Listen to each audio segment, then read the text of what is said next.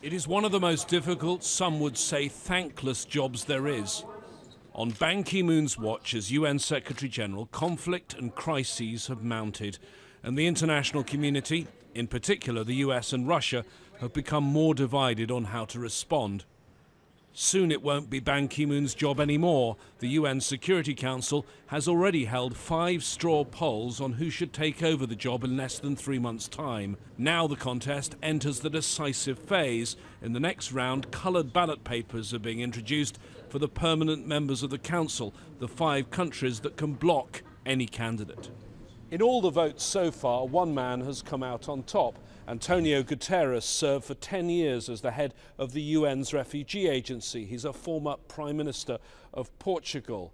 If on Wednesday no permanent member of the Security Council objects to him, he could win the race. In second place in the last straw poll, the former Foreign Minister of Serbia, Vuk Jeremic, and in third place, the current Foreign Minister of Slovakia, Miroslav Lajčák. There's been lots of talk about a woman's Secretary-General, but so far female candidates like Irina Bokova, the Director-General of UNESCO, have not done well. She's staying in the race, but her country, Bulgaria, is now shifting its support to a second candidate. It's nominated the EU Commissioner, Kristalina Georgieva. I certainly hope people would judge me on the merits of my candidacy and not on the length of my campaign. And I do believe that on the merits of my candidacy, I deserve a close look because of the fact that I have this breadth of international experience in everything that is core to the mandate of the United Nations. As I believe that in many regards... This has been a more open race. Each candidate has faced questions from ambassadors. In the past, the names of the candidates weren't even publicly announced. Al Jazeera even held a televised debate in the UN General Assembly.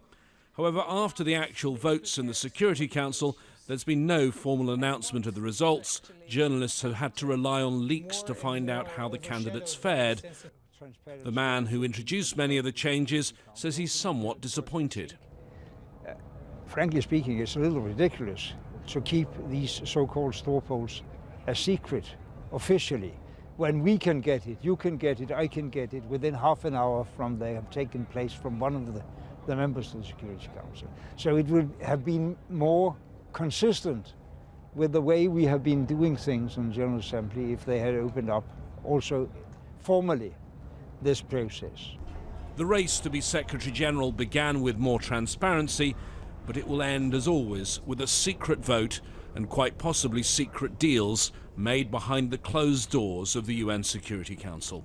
James Bays, Al Jazeera, at the United Nations.